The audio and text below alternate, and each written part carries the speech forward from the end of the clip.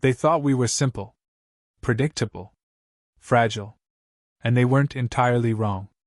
Until they plugged into Private First Class Leo Camden's brain and found a war zone of memes, monsters, and memories that screamed back. The Galactic Confederacy had catalogued over 6,000 sentient species across the spiral arms of the Milky Way. They had mapped neuroarchitecture, recorded emotion matrices, and perfected the art of psionic intrusion. Most species had minds like organized libraries, data, order, logic. Even the violent ones followed patterns. Neural pulses like music. Predictable songs of thought. Then they found Earth. At first, humans fascinated them, primates who burned fuel to escape gravity, who worshipped invisible deities, who fought wars over flags and resources while posting cat videos and conspiracy theories in the same breath. Curious, yes, but not threatening. Until the Confederacy's science cast suggested an experiment. If humanity's resistance to mind melds was genetic, it could be solved. If it was psychological, it could be understood. If it was mimetic, well, that was ridiculous. No meme could crash a synaptic relay. So they picked a soldier. A frontline grunt. The perfect test subject. Private First Class Leo Camden was asleep when they took him. 1 minute, he was passed out in the barracks of Outpost Alpha 9 near the Martian Rim, dreaming of beaches he'd never seen and people he barely remembered. The next, he was floating in a sterile room, suspended midair, with an iridescent halo of containment light humming above him. His body was limp, but his mind felt like it was on fire. He was aware, awake, and watched. Across from him stood 3 entities, tall, bipedal, skin like molten silver. Their eyes didn't blink. Their mouths didn't move. But Leo heard them in his head like whispers skipping through static. Subject, Homo sapiens. Subspecies, Terran soldier. Brain class, mid-complexity.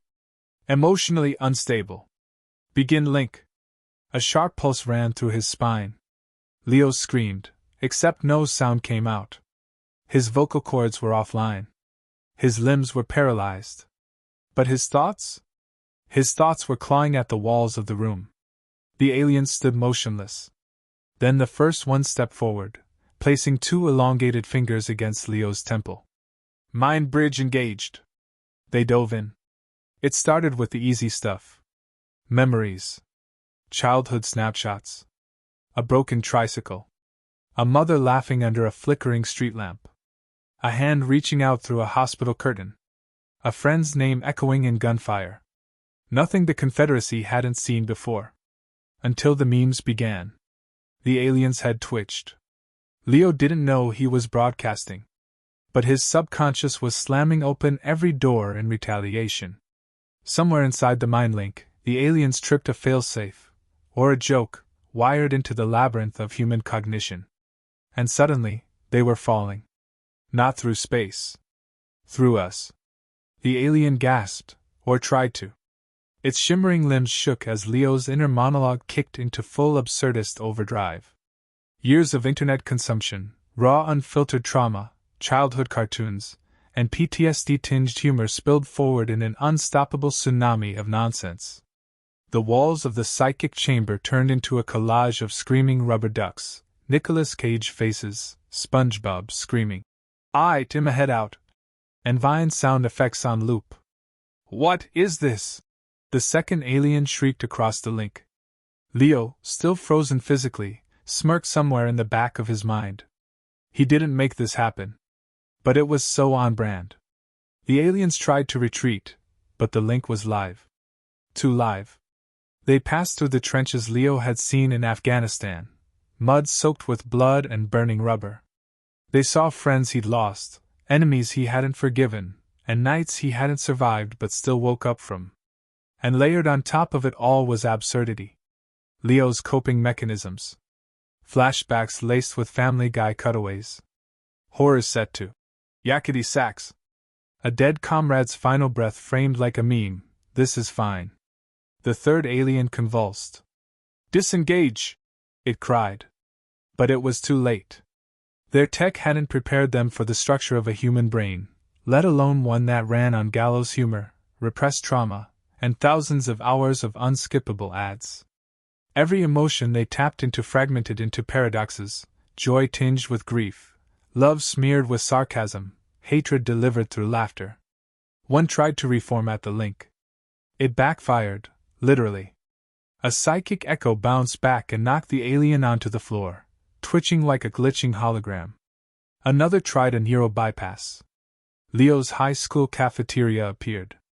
Every student was clapping. For no reason. The alien shrieked. They are fractured. Multiphasic. Unstable. They're funny, said another, almost weeping. Then came the dream. Leo had forgotten it. A recurring nightmare he hadn't told his therapist.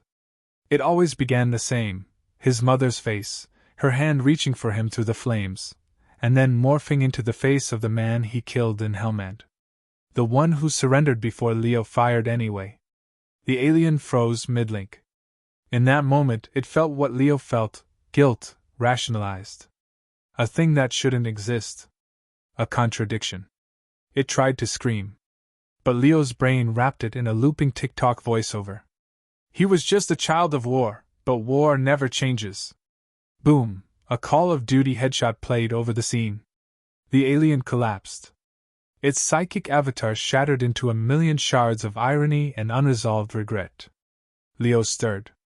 His body finally responded. The paralysis lifted. He fell to the ground coughing, his mind still echoing with fragments of laughter and screams. Around him, the aliens convulsed on the floor, twitching, babbling in broken meme speak. One crawled away muttering, "Much wow, such pain, send help." Alarms blared. A blue light flooded the chamber as the containment seal broke. Leo stood up, dizzy, grinning. He didn't understand all of what had happened, but he knew one thing. The aliens had seen too much. And they'd begged to unsee it. As he staggered toward the exit, another wave of psionic feedback triggered somewhere in the ship's neurogrid. His stray thoughts, memes, flashbacks, sarcasm, were bouncing across systems like a virus. Entire decks of the alien vessel blinked with static. Somewhere deep in the control room, a technician screamed as their mind-link interface filled with Shrek remixes, cat memes, and half-screamed military commands in English. Leo laughed. Out loud this time. "Welcome to Earth, assholes!" And the lights went out. It didn't stop with Leo. The moment the containment doors slid open and he stumbled into the corridor, barefoot, bloodied, half laughing and half sobbing, everything changed. The alien ship, once pristine and humming with clinical efficiency, now groaned with digital static and whispers that didn't belong. He wasn't alone anymore. Not in his head. Not in theirs. Somewhere in the neural scaffolding of the Confederacy's ship, code-named Vecturo Prime, his brain had left a footprint. Or rather, a graffiti mural tagged with neon spray paint that read, "Memes live here now." The psionic link had been a two-way street. And humanity, as it turned out, didn't use crosswalks. Behind him, the science cast was a mess. 3 of the alien telepaths still lay twitching, their neural cloaks flaring erratically, one of them repeating the word "skibbity," like a Gregorian chant. The 4th had tried to lock down the chamber with a vocal override, only to find their voice modulator rerouting into what sounded suspiciously like the sound of Minecraft villagers. Leo blinked under the ship's flickering lights. Hallways twisted like the geometry was off. The very walls muttered. He reached out to brace himself. The smooth metal surface sparked. Not with electricity, with language. Oh God, no, not the bees. Why are the chairs screaming? Press F to pay respects. Leo stumbled back. His thoughts, somehow, were bleeding out into the architecture of the ship. The Confederacy's vessels didn't run on wires or hydraulics. They ran on psionics. Every door, every engine, every display was keyed into a central mind core, designed to interface with the thoughts and intentions of its alien crew. But now it was interfacing with him. And he had brain damage. "Leo Camden!" A voice snapped behind him. Not a human voice. It was synthetic. Cold. Translated. but aware. He turned. A new figure entered the corridor, taller than the others, robed in shimmering gold with a crescent crown above its head. 6 fingers on each hand. Its eyes burned white, like miniature supernovas. You will halt. I am Archmind Zur, High Psion of the Confederacy. You are breaching protocol. Leo wiped his nose. Yeah? I'm also breaching your brain firewalls. So maybe we skip protocol and get to the part where you explain why I'm tripping on my own PTSD in space. Zur didn't flinch. You are a vector of contamination. Leo tilted his head. Is that what y'all are calling trauma now? The alien raised a hand, fingers glowing with psionic fire. But before it could strike, the corridor behind Leo shifted. The bulkhead groaned. Symbols bloomed across the wall, glowing with viral color. ASCII art. Rage comics. Keyboard slams. Doge. Ancient internet hieroglyphs from Earth's dark age of humor. The alien stopped mid-cast. What is that? It whispered. Leo stepped aside. A low-frequency rumble echoed down the corridor. It wasn't an alarm. It was music. Never gonna give you up. Leo blinked. Oh my God! No. No way. Never gonna let you down. A rickroll. His subconscious had weaponized a rickroll and launched it across their network. The Archmind froze as the song tunneled into every channel. Down the walls. Into the floor. Through the very psychic lattice of the ship. Lights flickered in sync with the beat. Holograms pulsed in time. A crewman stumbled into view and collapsed, clutching its head as the lyrics hijacked its brain. Leo took off running. Because the ship wasn't just singing anymore, it was screaming. And somewhere deep in the engineering core, he could feel it, the echo of his own mind, stitched like graffiti into the ship's spine. Every stray thought, every traumatic flashback, every surreal internet clip from his youth, embedded into a lattice never designed for madness. He wasn't just Leo anymore. He was Leo broadcasting. Every alien on the ship could hear it now. And it was spreading. Somewhere below, a fire suppression system triggered without cause. Not with water. With glitter. A robotic cleaner began chasing its own reflection in a puddle, repeating the phrase, "Am I real?" in 11 languages. On Deck 5, the navigation hologram began twitching in a loop, babbling riddles in the voice of Gilbert Gottfried, until it collapsed into digital static shaped like Nicolas Cage's face. Leo rounded a corner and tripped over something soft. A body. It was one of the telepaths from earlier, the one who had first touched his mind. But its face was wrong now. Not injured. Just smiling. A wide, involuntary grin stretched across its silver features. We saw the memes, it croaked. They weren't even tagged. No source. Only madness. Leo swallowed. You okay, pal? The alien looked up, eyes twitching in opposite directions. What is a minion? Leo backed away slowly. Far above, on the command deck, Archmind Zur was losing control. The human's consciousness had infected the psionic network like a viral waveform. Not a program. Not a logic bomb. Something worse. Something that didn't follow any mathematical law. It was irony. And the Confederacy had no defense for it.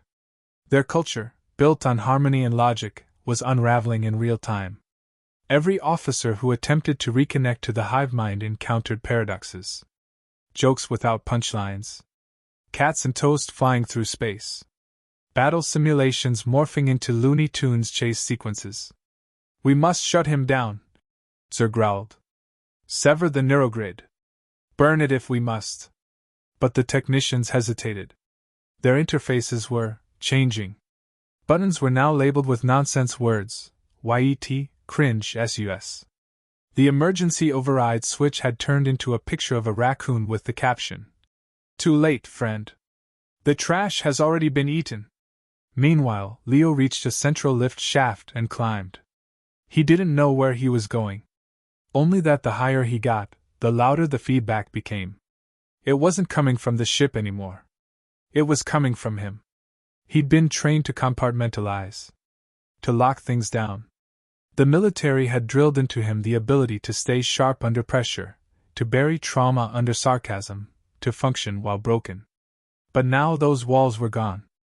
Every suppressed emotion, every bad day, every unprocessed nightmare, was open. Broadcasting. And the alien ship, designed to interface with thought, was treating it all like commands. Leo reached the psionic core. A massive chamber, circular, humming with translucent tendrils of light stretching across the room like neurons in a brain.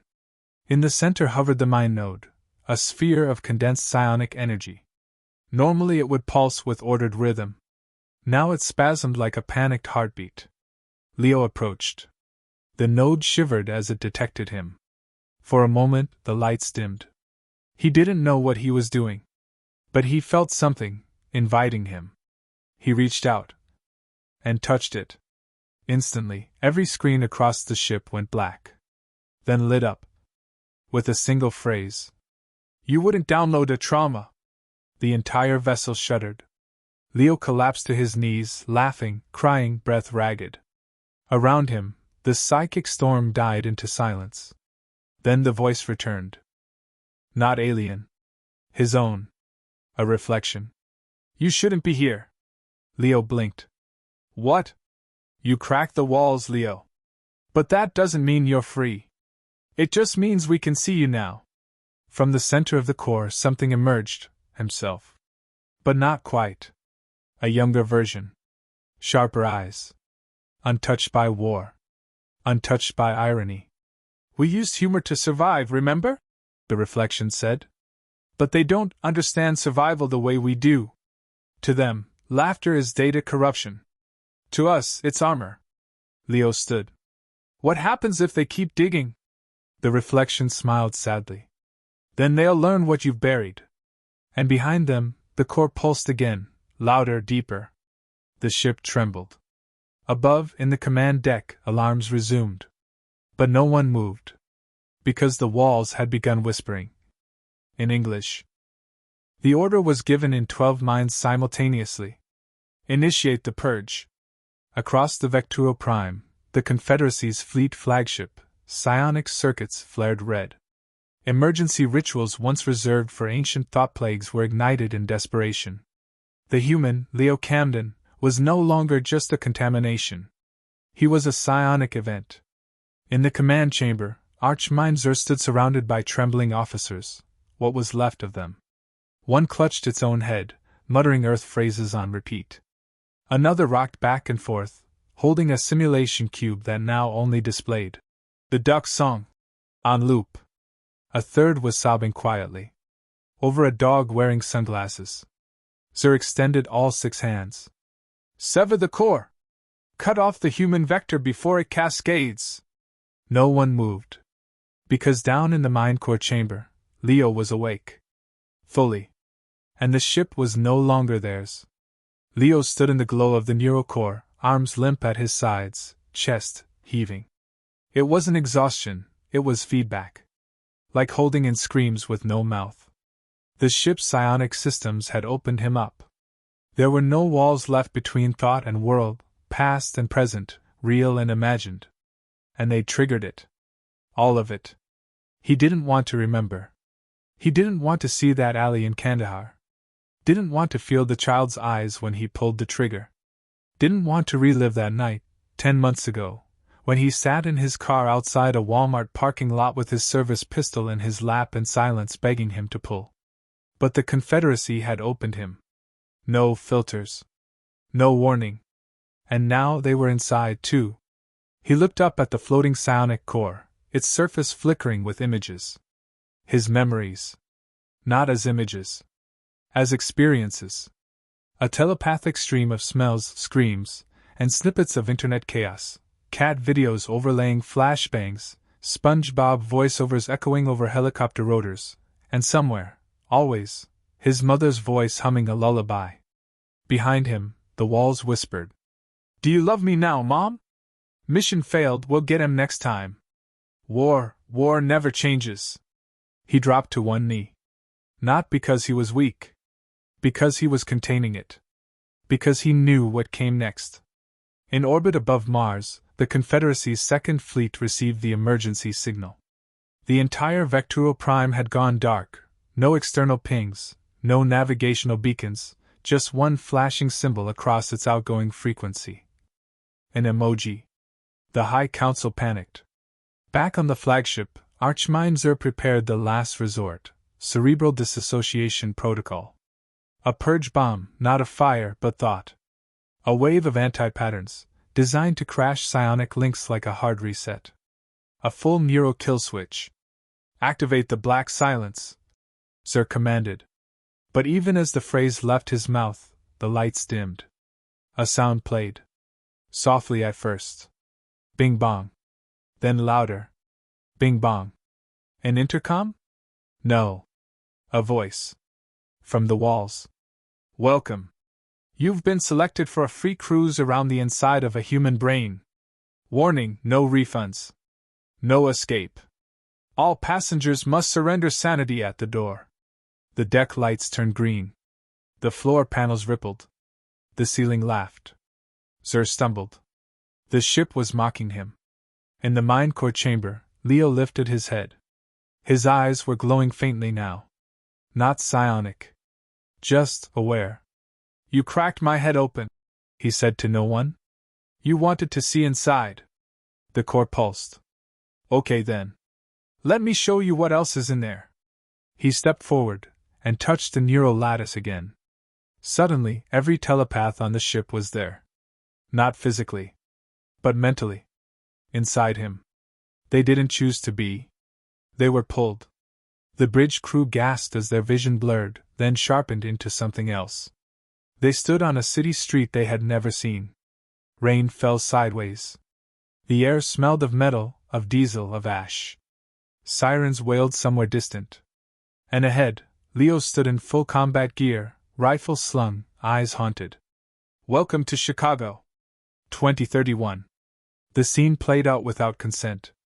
A domestic deployment. Protests. Chaos. An order that never should have been given. Leo opening fire. On civilians. On people he didn't want to shoot. On orders he couldn't refuse. A teenage girl's face. Blood. His breath fogging inside his helmet. The taste of bile. The aliens screamed, but couldn't leave. The memory held them. A voiceover echoed through the scene, overlaid like a narrator in an ironic war documentary. Humanity, simultaneously capable of symphonies, and this. They broke free just as the city burned. Back on the bridge, 2 officers collapsed. One began convulsing. The other ran straight into a bulkhead, smashing its face. Zur stumbled back. This is not a mind. This is chaos. No, a surviving technician whispered. It's culture. Elsewhere, Deck 7 caught fire. But not with flame, with emotion. A feedback surge from Leo's brain had overridden the temperature controls, turning every room into a live simulation of his worst nights. Heat. Screams. The walls sweating. But even worse were the echoes of humor. A fire alarm repeated in deadpan. This is fine. Everything is fine. And laughter echoed. Not human laughter. Alien. Contagious. Uncontrollable. Because in that moment, they understood the joke. And it broke them. In the mind core, Leo reached further. Not to destroy. To connect. Because deep beneath the pain and jokes, beyond the sarcasm and war-torn rage, was something else humanity had never lost. Hope. The part of him that still saw stars and wanted to touch them. The part that remembered holding hands in high school and thinking that was everything. The part that laughed at pain not because it was funny, but because it was the only way to survive it. He opened that part too. And the aliens saw it. They saw birthdays during air raids.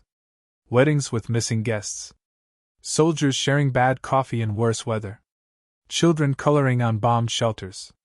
Parents lying gently about food shortages.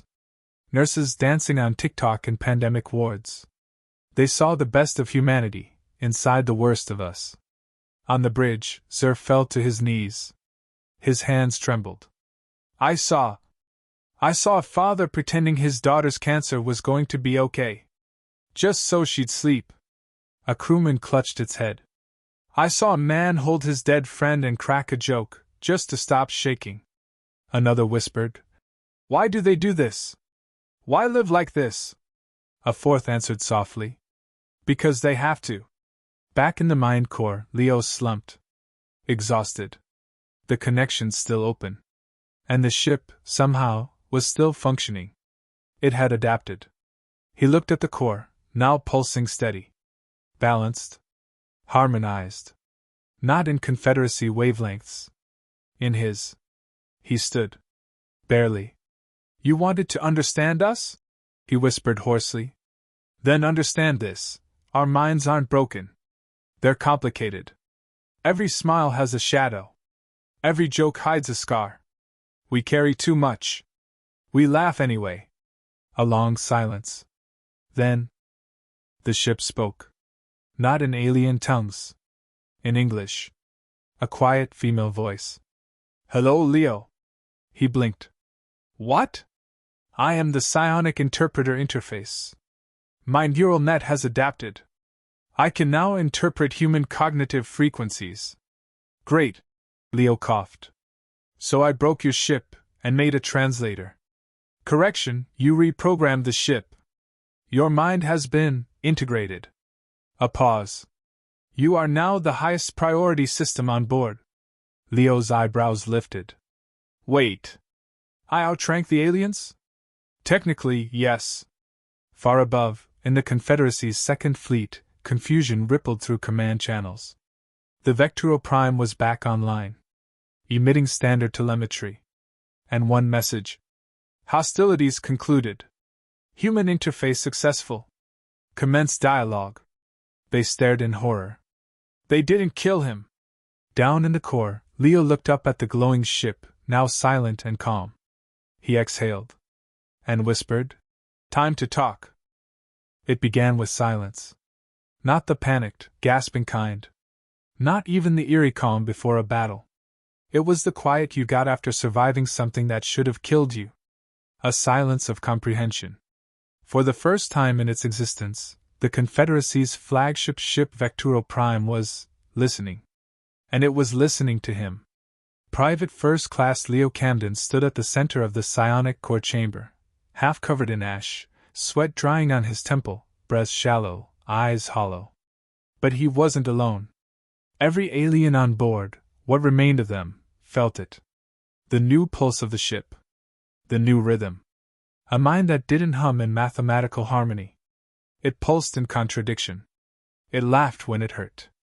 It screamed and smiled in the same breath. And the ship responded like a choir learning a new song. You did not destroy us, said Archmind Zur, his voice distant, filtered through the new translator, still awkward, but clearer now. Leo didn't turn around. Didn't want to. You started this. You are dangerous. Leo gave a dry laugh. Yeah. I've been told. The Archmind hesitated. Yet you showed us everything. Leo finally turned. You wanted to see the human mind. You saw it. Raw. Unfiltered. Uncurated. Not just facts. Not data. Context. He pointed at the now stabilized mind core. You saw what we do to ourselves. What we carry. What we hide behind jokes and noise and chaos. Zur tilted his head. Your kind hides pain beneath absurdity. Why? Because sometimes, laughter is the only thing that keeps the gun out of your mouth. The Archmind flinched. Leo didn't apologize. They let him rest. For the first time in hours, maybe days, it was hard to tell, he slept. In a room that was once a containment cell, now softly lit with ambient warmth, Leo lay on a gravity pad. The walls displayed gentle images, trees from Earth, blue oceans, childhood memories carefully projected. Someone, or something, had chosen them from his mind and arranged them like a scrapbook. The ship was still reading him. But now it was gentle. A soft voice whispered into the air. Dream what doesn't hurt. And for once, Leo did. The Confederacy met in a psionic quorum the next cycle. No words. Just thought. What happened to the ship? How could a species so primitive infiltrate our systems? Was it a fluke? A threat? But among the elders, one answer floated to the surface. No. It was a message. Leo woke to find Zer seated nearby. No guards. No weapons. No containment field. Just an alien wearing exhaustion like a crown. I dreamed of a child, the Archmind said softly. A human child. Laughing in a hospital room. Bald from treatment. Dying. Leo said nothing. And still, laughing. Still nothing. Why show us that? Leo sat up slowly. Because it's not just our wars that define us. It's not the bullets or the body counts. It's what we do with the pain. You opened a door and expected numbers. You got a flood. The alien's gaze was unreadable. You are not a soldier. You are a mirror. Leo smiled sadly. Sometimes it takes breaking a thing to see what it's made of. A decision was made. They didn't return him immediately. They studied the infection, not in fear, but in awe. Not just of Leo, but of what his mind had triggered. Not a virus. Not sabotage. An interface. The Confederacy had never encountered a consciousness that fought back with emotion, that defended itself with absurdity, guarded trauma with TikToks, and laced strategy with sarcasm. So they built something new. Something human. A buffer system. A protocol to allow thought exchange between species too emotionally volatile to communicate directly. They called it the Camden Layer.